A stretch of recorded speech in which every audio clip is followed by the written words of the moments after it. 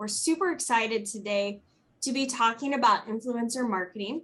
And that was an idea that came up from one of our committee members.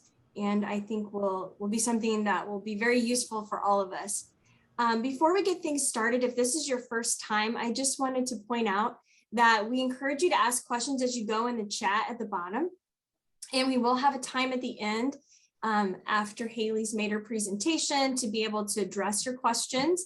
And we really encourage them because that's what we think makes it more of a collaboration, so to speak. But before we get started, I'd like to, before I introduce Hayley, I'll turn it over to Lindsay for just a few minutes for some quick announcements. Good morning, everybody. For those of you who do not know me, I'm the Executive Director for Livestock Publications Council, and I just have a few updates. It's been a couple months, like Jennifer said, since we had a coffee collaboration. So just a few things on the LPC front. We have committee signups that are ongoing through the end of August, and we passed around a sign-up sheet during the business meeting at Ag Media Summit. So if you were there and just missed the sign-up, please take the opportunity to get signed up for a committee or two online. There's a link to that on the LPC Facebook page, and you can check that out to get signed up for committee. It's a great way to network and serve the industry and serve this organization, and also to get to work on some pretty cool stuff. I know Sheila Grabowski is on this call. She's the Ag Media Summit program chair, and she is already getting busy on the program for next year's AMS. So if you're interested in that, that would be for sure a committee to check out. There's a committee that you could work on coffee and collaboration with Jennifer and Angie. That would be also tons of fun too. And then a few other things as well. So that's an announcement there. Ag Media Summit next year will be in Raleigh, North Carolina, July 16th through the 20th. If you weren't able to come to AMS this year, hope that we can see you in Raleigh next year. I think it'll be a really good event. And as of right now, we are just planning on that to be a solely face-to-face, but obviously have to monitor that throughout the year with COVID. Other than that, I think that's about it for a few updates. The biggest thing would be just looking into those committee signups because we'll get rolling on committee work here shortly. And thank you. Thanks, Lindsay. Okay, well, I am super excited to introduce you to Hayley Keck. She is the marketing brand coordinator for companion animals and additives at Biozyme. She lives just outside of Kansas City, and her colleagues say that she is masterful in her role and does a fabulous job with influencer marketing. I know that's an area that's somewhat new for some people, and more and more are starting to dip their toes into that. So with that, I'd like to turn it over to Hayley now, and thanks again, Hayley, for joining us. We are so excited to have you here. Yeah, thanks so much for having me. There we go. Little lag in the time there. So a little bit about me before we get started.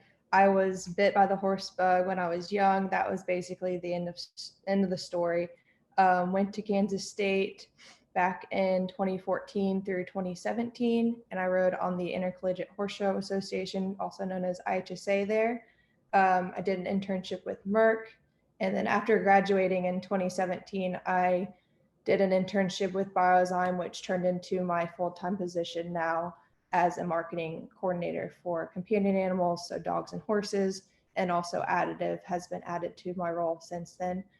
I am a wife and a mother of one daughter and two come December. So these are some pictures from college and from when I was riding when I was younger. So what is influencer marketing? I'm no expert, to say the least. I've been working for Biozyme for 3 years now, but have gotten to know a little bit of the odds and ends and have picked up some things as I've learned.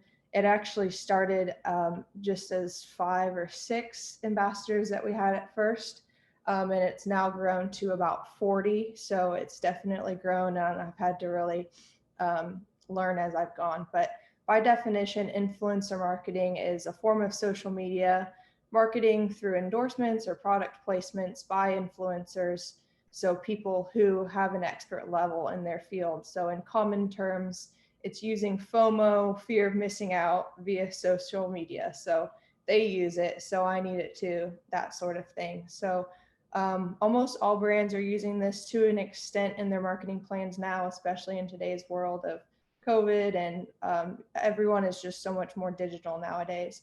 So it's everywhere. As you can see, here are some examples of just this morning when I was scrolling through my Instagram. Here are two that I saw, and they're getting very strategic with how they do them. Influencers, these are huge influencers, so these have thousands of followers, which is a little different from our program. But as you can see, this is just a general a vibe of what influencer marketing looks like. Brands are understanding its value, and creators are understanding that it's profitable for them. And it can be anywhere from short-term to long-term contracts. So they could just have one time, one and done sort of thing. They do a post and they get paid, or they get free product, that sort of thing, and then they move on. Or if the brand decides that they would like to work with them for longer periods of time, then they can sign a contract, and then they would have terms that they have to meet. We generally like to stay on the long-term side of things because we feel it provides more authentic content for our followers and for consumers looking on the outside looking in. Why use influencer marketing? I've found that more people are likely to trust other people, especially those that they admire. So if they see that, like, a celebrity or someone in a trainer that they admire uses this product, they're more likely to use it versus some random ad that they see somewhere. Consumers now also have control over what they see. So this year, I know Apple has started to come out with things that this little notification that asks, would you like this site to continue to track your activity? So how brands get you to have ads on their page is they will track you through a pixel. So now you can as a consumer control that a little bit better. So brands are having to be more strategic in how they're getting their products and brands in front of the consumer. And it can be inexpensive. It can also be very expensive, but depending on your partnerships and how strategic you are in your marketing plans, it can be very valuable in terms of ROI. How do we use influencer marketing? So I talked a little bit about Vitalize. That is the companion animal brand that I manage. It's a line of gut health products. We also have joint health products in the brand of hyaluronics. And we have lots of different markets that we target. So high performing athletes includes hunters, jumpers. That's what I did when I was showing. Rodeo athletes, eventing athletes, dressage. So anyone that goes to shows and is investing a lot of money in their horses, they want their horses to be competing at the best level. Ranch and Western lifestyle, as well as health professionals or vets and breeders. So there's a lot of target markets that we're trying to reach. And so by using influencer marketing, it allows us to maximize our reach across all target markets via these people. So as you can see here, this is us.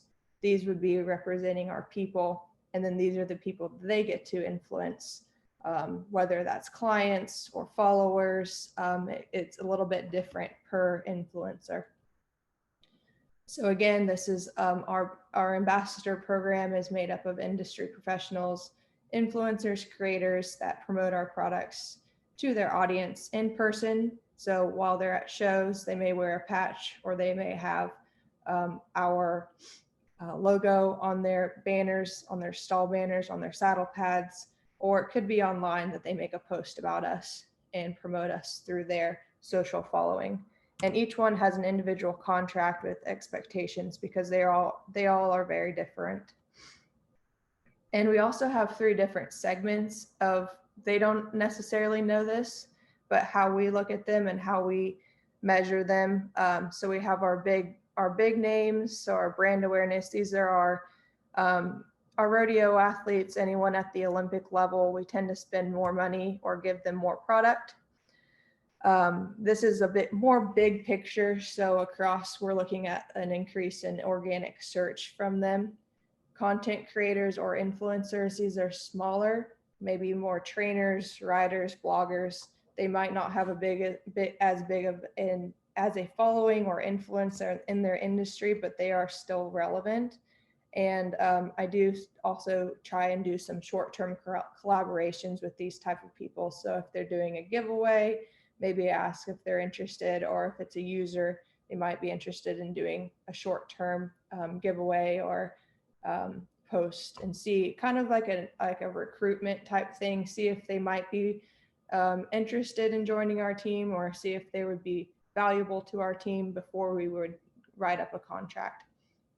And then as far as fans, are those who support our brand without contracts or free product.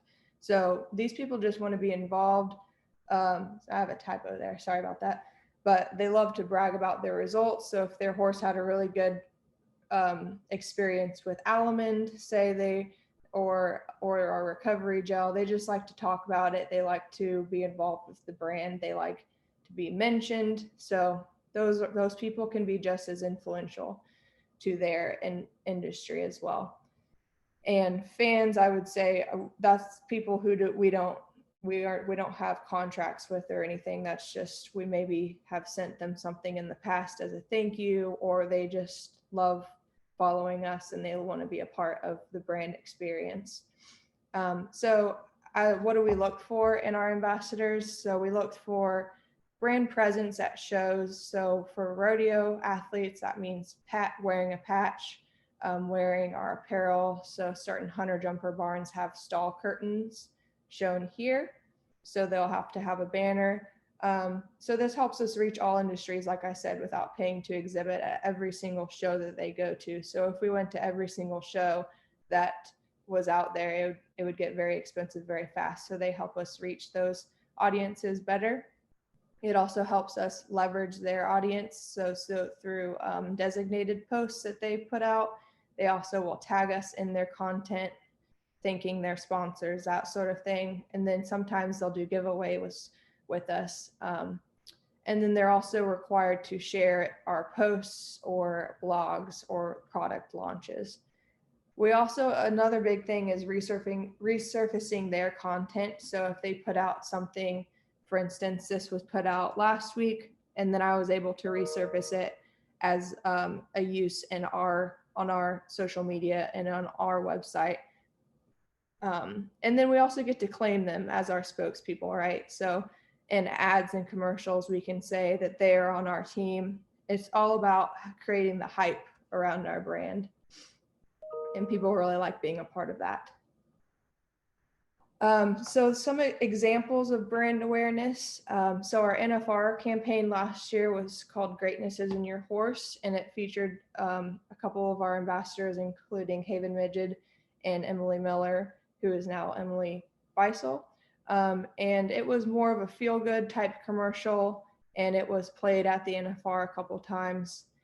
It was also promoted along with some paid ads through our social media, some TikToks, some testimonials. We covered their wins, and it ended up being our most converted to our site ever. As you can see here, this was December 2020, and this is the users on our site. So this is the biggest spike we've ever had on our site. So that was a good testament to influencer marketing last year. Another example would be Emily Miller, and she is a two-time NFR qualifier, and she's now ranked 6th in the world for barrel racing in the PRCA. So some specific examples, like I was saying, each one of them is different, but for her, she gets to wear a patch, apparel. She's done story takeovers on our Instagram before. She's done blogs for us. And then we just get to talk about her a lot. We get to be her, coverage person. She does tag us in posts. And then these are a couple of posts that she's done for us in the past. Chongo has our tail bag that says Vitalize here. She's talking about our recovery gel in this photo as well. So as you can see, reaching quite a bit of people, and that's not something that we could do without her. Our posts don't reach that many people unless we pay for them. So again, just another way to reach more people. So this is actually the gal that Sheila was just discussing, that she had a phone call with the other day. Laura Kraut was an Olympic gold medalist, and then she just helped get silver at the 2020 Tokyo Olympics for Team USA. So she's done a giveaway with us in the past. She has done an interview, hope to get that out here in the next couple weeks with her. And, you know, we want to cover her and we want to talk about her, but it's also kind of a plug at our own brand and how her horses use our products. So it's kind of a full circle type deal. She tags us in our content, and then on her website has a link to our page on there as well. And then as well, she has done some designated posts. So this was last year. And as you can see, this was did pretty well on her page, but then we were able to resurface it and then use this piece of content for our pages. And it did very, very well. We generally try to stay under $1 per click, and it was 19 cents per click. It had a very good click-through rate, as you can see there. So then these are probably my favorite people are the brand awareness people. They're awesome because they are basically celebrities. But these people are more people that you would actually see at horse shows or trainers. So Evan and Ashley Donat are also known as Evan Grooms on Instagram and TikTok. They're one of my favorite ones that we've gotten on this year.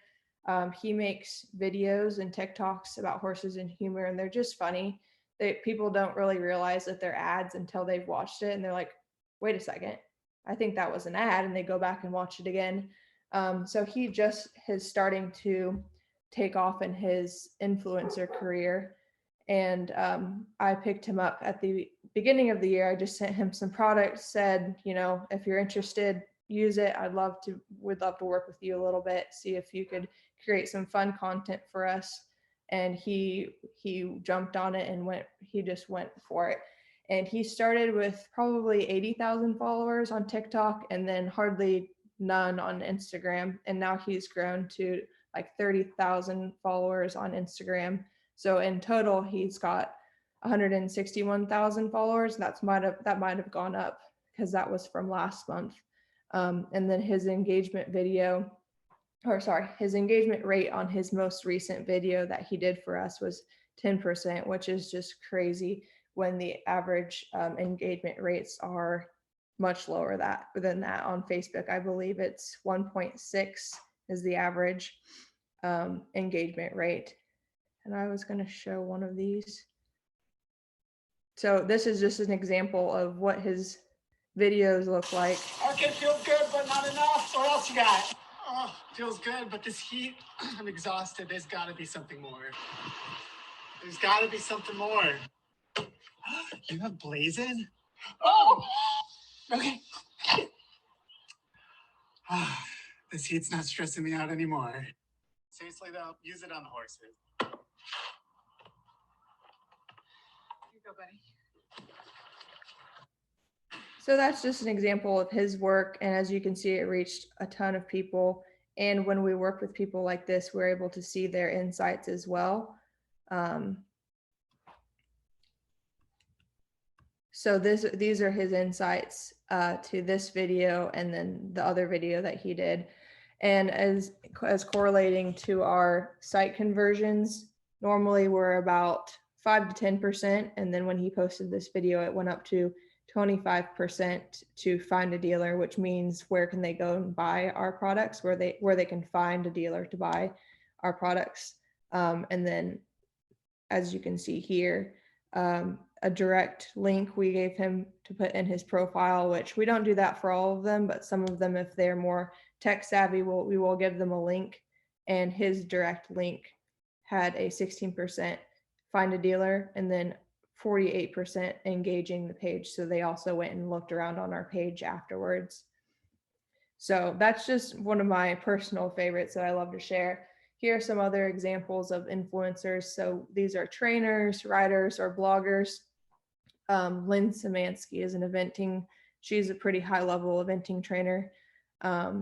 This gal is a trainer, but I wouldn't say she is as high level. She's just a normal trainer. And so I think she would only have like maybe a couple thousand followers, but she does we rely on them for their content creation and then also reaching those people in their niche. And then this is our joint brand, hyaluronics. And this is also one of a testament to one of the best influencer type pieces that we've done this year.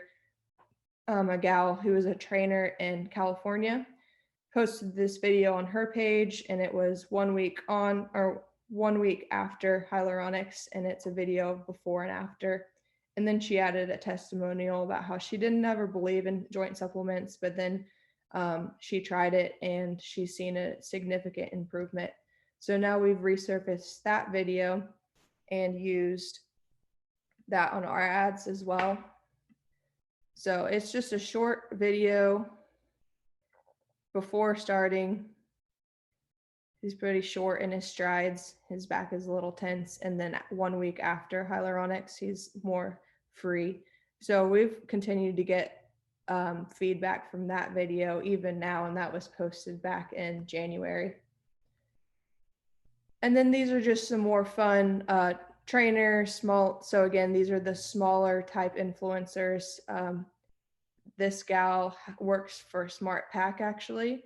So she's kind of a fun connection to have.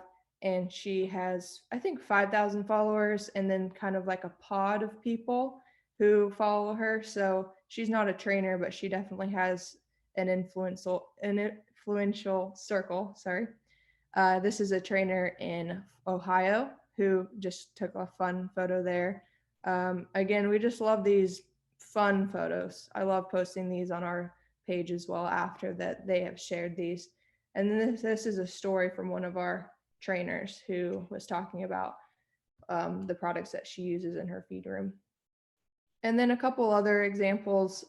This one has done particularly well this year as well, targeting those Western lifestyle and high performance audiences. Another video talking about how to feed our gel.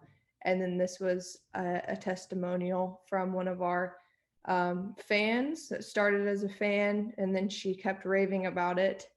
And I ended up picking her up as a smaller influencer. So she gets a little bit of free product in return for talking about our products and how they work for her horses. Sorry, that's my dog. And then again, some fans and supporters. So these are people that we don't pay at all, but he won a giveaway. So he got a gel, and then last week he took a photo with it. And this is exactly the kind of content that we love to use in our day-to-day social media. So we love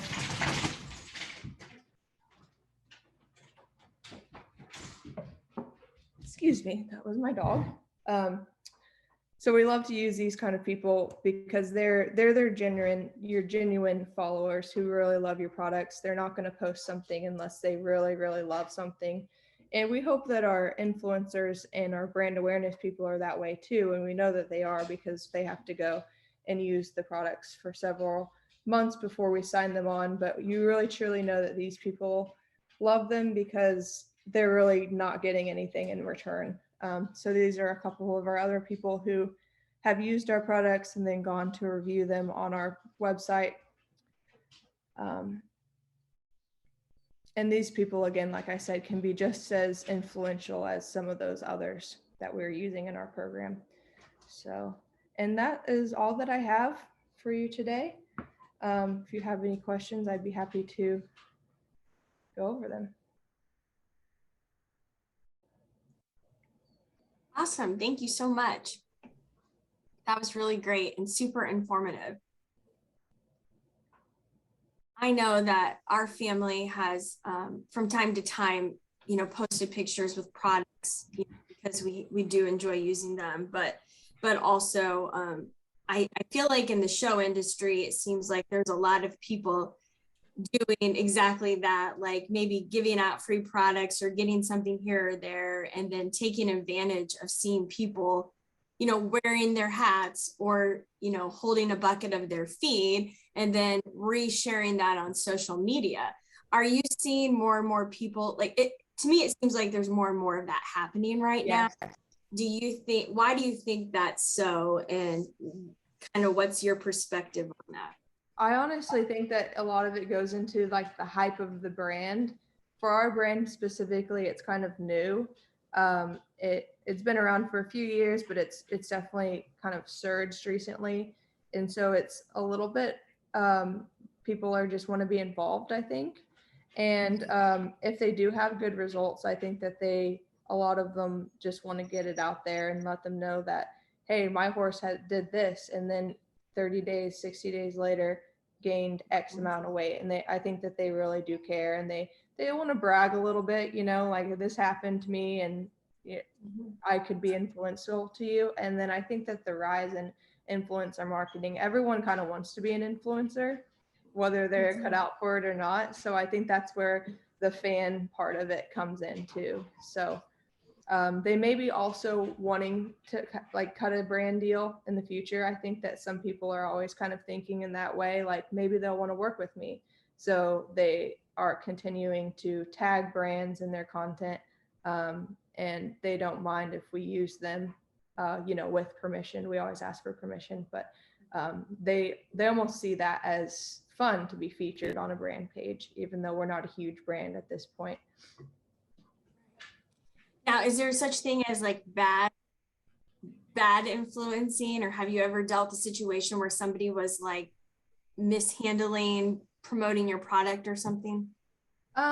Nothing like terrible. Sometimes I do have to just specify a certain topics, but I wouldn't say that you do have to be very careful about how you tell them to promote things. But for example, our gastric health product, they have to be very careful with how they talk about gastric ulcers. We can't say certain terms, but usually they're pretty compliant as long as you just let them know. And a lot of these people, they're just people. They'll text me, they'll call me, and even the brand awareness people, a lot of them are just normal people. I'm always impressed by how nice they are. Sheila, you could even attest to that, how friendly Laura Kraut, who is an Olympic level athlete, is to us who, we're just trying to help, but they don't always have to be that way. Right. I mean, the brand ambassadors that I've dealt with that Hayley works with more often, but they're normal people. They put their pants on one leg at a time like we do, Laura Kraut, Ian Miller, who's been in the Olympics 10 times. They love the product and they just want to talk about it and help us out because we've helped their animals out. We've helped their animals feel good, and they want to help us out by thanking us. I think at the end of the day too, horse people, a horse person is a horse person is a horse person. So I rode in the hunter jumpers growing up, so the English side, but I've gone to these trade shows and it doesn't matter what discipline you are, because they'll just come up to you and talk about, their horse, and their horse is having this problem or that problem. And it's the same passion underneath it. So they're just excited to be there and talking about their horses for sure. Yeah, they're like any animal lover. Their horse is an extension of their family, and right. They'll do whatever they can to make it feel good, and just like a pet is for us. Now, Marcus asks, how do you go about finding and choosing influencers that will provide the best ROI?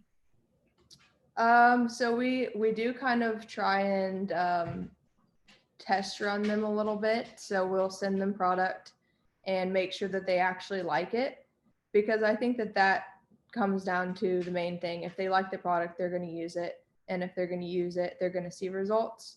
I think that that's where you get into problems, is if a lot of these brands, not so much in the agriculture industry, but just consumer brands will just pay people to write a post and talk about this. And I think consumers are seeing that it's not authentic and that they maybe don't actually use it, or they'll use it for a couple months and then they're kind of over it. They've already gotten their deal with the brand, so they don't want to use it anymore. With our products, it's like a long-term thing. Your horse is going to be on almond all the time. So, and they're going to see those results because they've seen that before that they're signed. So we do try and kind of vet them a little bit. But it's just, you live and you learn. You do have some that aren't as good, that phase out a little bit, or maybe aren't as interested in the long-term deal. But I would say truly just having a passion for the product is like the number one thing, making sure that they actually like it and actually are using it consistently. So I got another question that came in via text to me. How much free product do you give to someone who does something like maybe a TikTok video? It is honestly so relative to the person. So Evan, we've only sent him a couple $100 worth of product. And next year, I expect that to change because his following is increasing so much. I do think we'll have to pay him for his videos. I'm not exactly sure what he is going to want from that yet, just because he's so new to it as well. But it just depends. Usually they'll have an X amount of product that they get a year in money terms, wholesale dollars that they get to spend. And then once that's run out, they don't get any more after that. And then they are expected to do their duties every month for us. So it is a long-term contract. But like I said, each one is very different. I honestly don't think no two are the same in terms of dollars.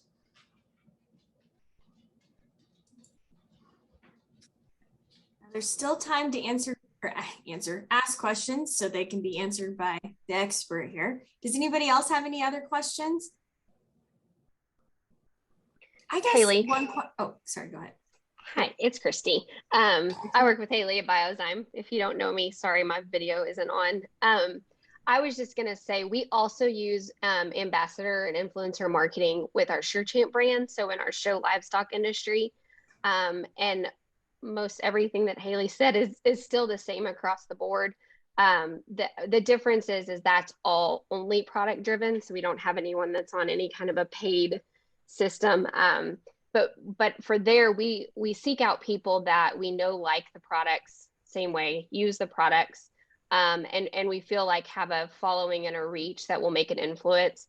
And on the SureChamp brand, the kind of things that we're looking for are people that are feeding enough stock that we're going to have winners photos, and we're going to be able to, on top of the content and the posts they put out, utilize them in a way that's effective with that audience.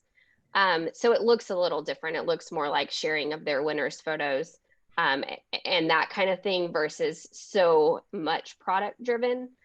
So you kind of have to think about it a little bit depending on your brand, what's going to resonate with your audience most as far as what you're asking from those ambassadors.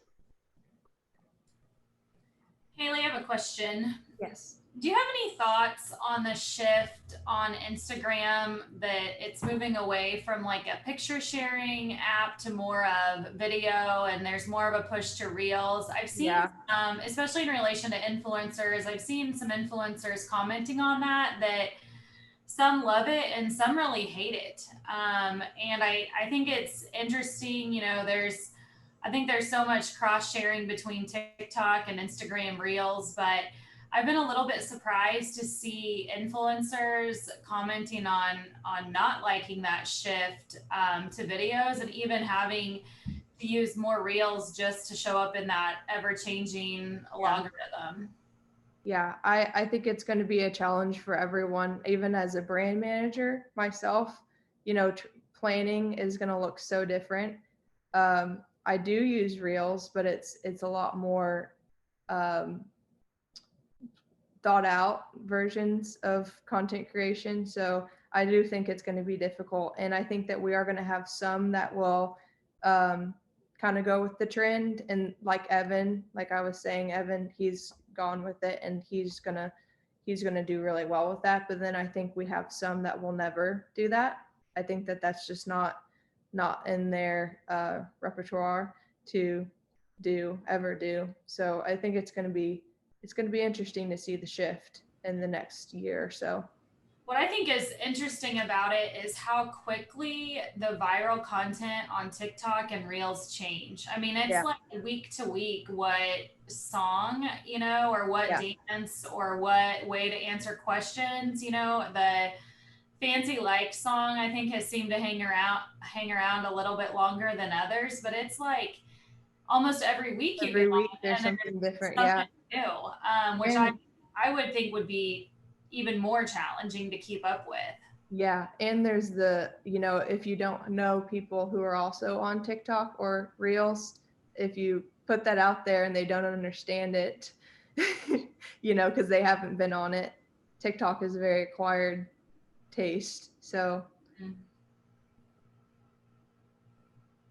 Are you seeing a split in the demographics on, people that follow the Reels or TikTok versus like your Facebook audience? I would assume it's a lot younger audience on the Instagram and TikTok versus Facebook. It's not as much younger, actually.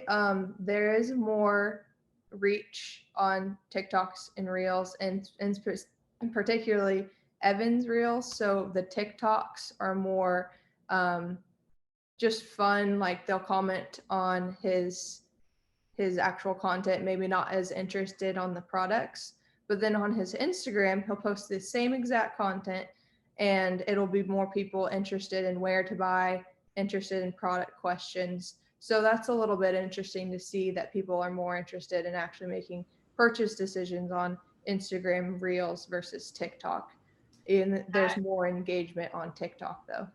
And I've seen now that Instagram is going to do away with their swipe up feature and now just have the purchase stickers, which I would assume would be a lot more beneficial to people like you trying to market products, and especially through influencer marketing, because I think, correct me if I'm wrong, but you have to have 10,000 followers to have a swipe up feature on Instagram. And so hopefully that would allow some influencers with less followers to still allow people to have a direct purchase link.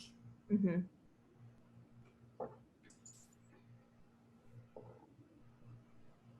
Oh, great conversation. Are there any other questions? Well, Hayley, we really appreciate you making time for us and to share kind of your experiences and what you've learned along the way. And also, I think it's just if you're not watching what they're doing on social, I think they would be great to follow and kind of see what their brands are accomplishing there. Just a heads up that our next coffee collaboration is going to take place on September 22nd, where we'll be talking about podcasting. And we have one of our speakers confirmed, but I'm going to wait to announce them until I get both of them confirmed. So please save the date for that. And I would be curious too, and you can feel free to just shoot me a note. I'll put my email in the chat, but my speaker was asking, what's the experience that your group will have from a podcasting standpoint? Are they beginners? Are they thinking about it? Or are they actively doing it? So I'd love to hear from you guys, kind of what perspective you'd like to hear it from. I said that there's probably going to be a range. So please join us for that September 22nd. This will be available by video that you can share with colleagues who weren't able to attend. So please do that. Be watching for that on social. And I just want to thank our sponsor, Novel Designs, for supporting what we do with LPC Coffee and Collaboration. We hope that you guys enjoy this and find this to be a great use of your time. Again, thank you, Hayley. Good luck with everything you have coming up in the next half of the year. Thank you. Thank you so much for having me.